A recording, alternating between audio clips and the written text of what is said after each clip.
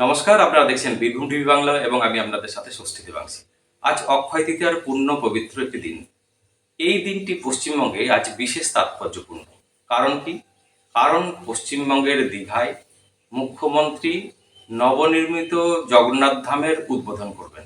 আপনারা ইতিমধ্যেই জেনে গেছেন, দীঘায় পুরীর জগন্নাথ মন্দিরের আদলে একটি জগন্নাথ মন্দির তৈরি হয়েছে।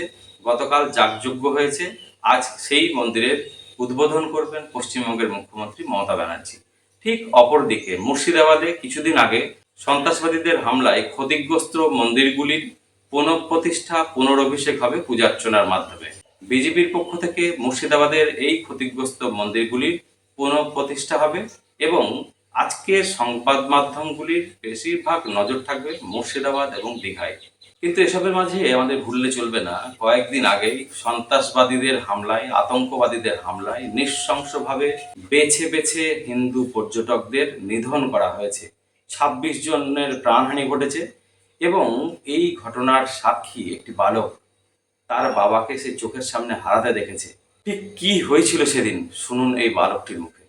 এত বড় একটি ঝড় বয়ে গেছে তার চোখের সামনে দিয়ে, তারপরেও সংবাদ মাধ্যমের সামনে দৃঢ়চেতা এই বালকটি সেদিনের ঘটনার কিভাবে বর্ণনা করছে আপনারা একবার শুনুন।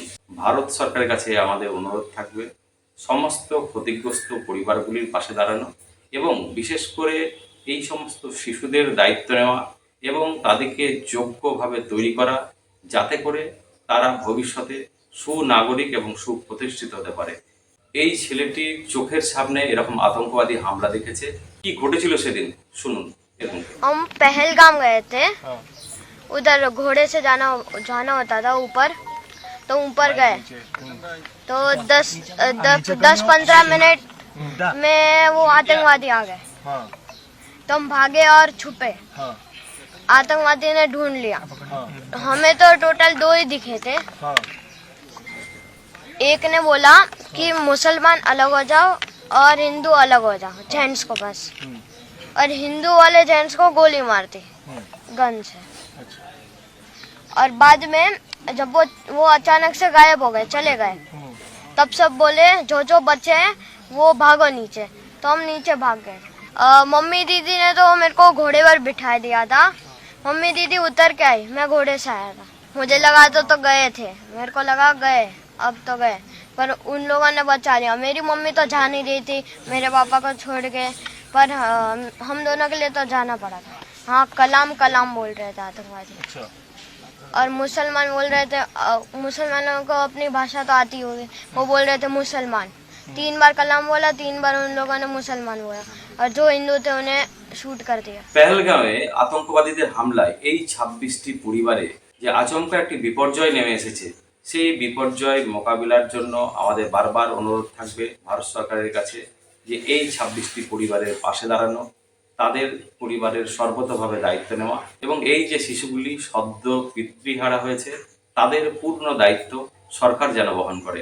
এবারে আপনাদের দেখাবো এই যে ২৫,৭৫২ জন শিক্ষক শিক্ষিকা এবং শিক্ষাকর্মীর চাকরি গেছে, তাদের আমরা আন্দোলন, তাদের হাহাকার আমরা প্রতিদিন দেখছি। দেখুন, এদের মধ্যে যোগ্য এবং অযোগ্য যেভাবে মিশে আছে, তাতে আতঙ্কিত হয়ে আছে যোগ্যরাও। এখন আপনাদের আমি দেখাবো একজন শিক্ষাকর্মী যিনি চাকরি হারিয়েছেন, তিনি নিজেকে যোগ্য বলে দাবি করছেন এবং দেখুন কান্নায় কিভাবে ভেঙে পড়েছেন। সুপ্রিম কোর্টের একটি রায়ে তাদের চাকরি গেছে এবং কেন চাকরি গেছে সেসব সঙ্গত কারণ নিয়ে আপনারা বিস্তারিত জানেন, আমি সে প্রসঙ্গে যাচ্ছি না। শুধু দেখুন হঠাৎ চাকরি হারিয়ে এই হাহাকার। আমার সহযোদ্ধারা ওখানে 8 জন না খেয়ে বসে আছে, আমি খেতে পারবো? আপনার সহযোদ্ধারা হলে আপনি পারতেন। কি আবেদন জানাবো আমি জানি না, স্যার, কি আবেদন জানাতে হবে আমি জানি না, আমার জানা নেই আমি কি বলতে পারি, আমি জানি না। আমি জীবনে কোনোদিন কোনো দুর্নীতি করিনি। আমি গ্রুপ টেস্ট হতে পারি, আমি গ্রুপ টেস্ট আমি কোনো দুর্নীতি কোনোদিন করিনি, কোনো কাউকে ঘুষও দিইনি, কিচ্ছু না। সবসময় আমার সিদ্ধারা সোজা ছিল, মাথাটা উঁচু ছিল। কালকে যখন অটোয় করে আসছি আমি বলছি কোথায় যাবেন দিদি? আমি বলছি আমি তো এতে যাব, করুণাময়ী যাব। কেন যাবেন দিদি? আপনি তো জানেন যে 26,000 লোকের চাকরি গেছে, ও আপনি তার মধ্যে আছেন। আমাকে বলতে হচ্ছে হ্যাঁ আমি যোগ্য, জানেন তো আমি যোগ্য।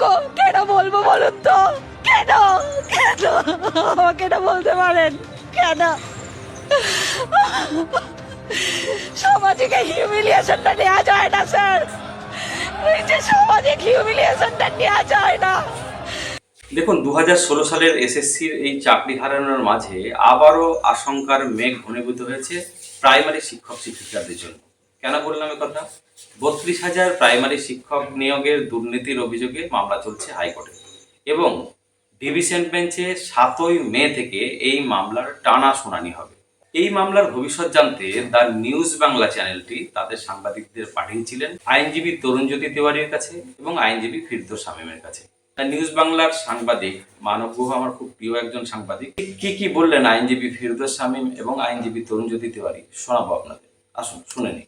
দেখুন, টেট 2014, টেট 2017, টেট 2022, 14তে 6টি রং কোশ্চেন ছিল, 14তে ওএমআর শিট, তার স্ক্যান কপিও নেই, তার অরিজিনাল ওএমআরও নেই। যেটা আছে সেটা হচ্ছে এডিটেবল কপি। 17-র ক্ষেত্রেও তাই। 14তে 6টি রং কোশ্চেনের সাপেক্ষে আদালতে সিদ্ধ হয়েছে 6টা প্রশ্ন ভুল ছিল, কারণ বিশ্বভারতী সেটা বলেছে 6টি প্রশ্ন ভুল ছিল, তার সাপেক্ষে কিছুজন চাকরিও পেয়েছে। 17তে 23টা প্রশ্ন অ্যান্সার কি ভুল, 22-এ 24টি অ্যান্সার কি ভুল। ফলে একদিকে টেট 2017, টেট 2022-এ রং অ্যান্সার কি, টেট 2014-তে রং অ্যান্সার কি, আর অপরদিকে কি হয়েছে, অরিজিনাল ওএমআর না থাকা, স্ক্যান কপিও না থাকা। এই সমস্ত কিছু মিলে এই মামলাগুলো পেন্ডিং। রং কোশ্চেনের মামলাও pending, as well as original OMR শিটের মামলাও পেন্ডিং। সময় অরিজিনাল ওএমআর শিটের সাপেক্ষে সিবিআই তদন্তের নির্দেশ হয়েছে। সময় বলবে কি হবে, কিন্তু নিশ্চিতভাবেই এটা চাইবো যে স্বচ্ছতার সঙ্গে যেন প্রতিটি নিয়োগ হয়, এবং প্রতিটি পরীক্ষার্থীকে বলবো যদি আপনারা দেখেন কোথাও ওএমআর শিট ধ্বংস করছে, সঙ্গে সঙ্গে আপনারা তার প্রতিবাদে গর্জে উঠুন। Equal opportunity is the rule, সেগুলো মানা হয়নি। সুতরাং এটার ভবিষ্যৎ যেটা সিঙ্গেল বেঞ্চে ছিল সেটাই ভবিষ্যৎ, এটাই হবে। এটার ভবিষ্যৎ লেখা হয়ে গেছে, আপাতত স্টেতে আছে। আমরা কালকে দেখতে পেলাম প্রাইমারি মামলা, এই 32,000-এর ভবিষ্যৎ কি হবে সাথে? দেখো, আমি জ্যোতিষী নই, বিভিন্ন মামলার প্রেসিডেন্ট আছে। ত্রিপুরা থেকে বলো, ঝাড়খণ্ডের 2025 সুপ্রিম কোর্টের জাজমেন্ট যেটা বলো, বা এসএসসি জাজমেন্ট যেটা বলো, public recruitment, transparency is the rule, equal opportunity is the rule, সেগুলো মানা হয়নি। সুতরাং এটার ভবিষ্যৎ যেটা সিঙ্গেল বেঞ্চে ছিল সেটাই ভবিষ্যৎ, এটাই হবে। এটার ভবিষ্যৎ লেখা হয়ে গেছে, আপাতত স্টেতে আছে। তো আলটিমেটলি এটাই হবে যেটা হয়েছিল। মানে 32,000 চাকরি হয়তো থাকবে না, কিন্তু বোর্ড এখনো আটকাতে পারে। বোর্ড একটা কাজ করুক, স্বচ্ছ প্যানেল প্রকাশ করুক, পুরো ডিটেলটা দিক, অযোগ্য চোরগুলোকে বের করুক, যোগ্যদের চাকরিতে নিক। আমাদের লড়াইটা কারোর পক্ষে বা বিপক্ষে নয়। কোনো শিক্ষক যারা আছেন 32,000 তাদের বিপক্ষে লড়ছি এরকম নয়। আমাদের লড়াইটা অন্যায়ের বিপক্ষে, এবং যারা এই অন্যায়ের পক্ষে দাঁড়িয়েছেন আমাদের লড়াইটা তাদের সাথে। কোর্টের মধ্যে যে চিত্র আমরা দেখলাম, কে মামলা করবেন সেই নিয়ে তারা আগে ঠিক করে নিক কে মামলাটা করবে, তারপর মামলা শুনানি হবে। যাই হোক, 7 তারিখ থেকে মামলা শুনানি হবে। বোর্ডকে বলেছেন মামলা স্টার্ট করতে, 7 তারিখ বোর্ড শুরু করবেন। তারপর মাননীয় কল্যাণ বন্দ্যোপাধ্যায় তিনি বলেছেন তিনি পুরোটা বলবেন, বলতেই পারেন, তিনি এখন সুপার এজি হয়েছেন, এজির ওপরে তিনিই আছেন, তিনি বলতেই পারেন। এবার তিনি মামলাটা করবেন, তো করুক না, অসুবিধা কি আছে। একটাই কথা, if you have law, if you have facts, argue on those. বেকার চিল্লে মিললে কিছু হয় না। 2016 সালের এসএসসির রিক্রুটমেন্ট প্যানেল ক্যান্সেল হওয়ার পর এখন সবার নজর হাইকোর্টের ডিভিশন বেঞ্চের দিকে।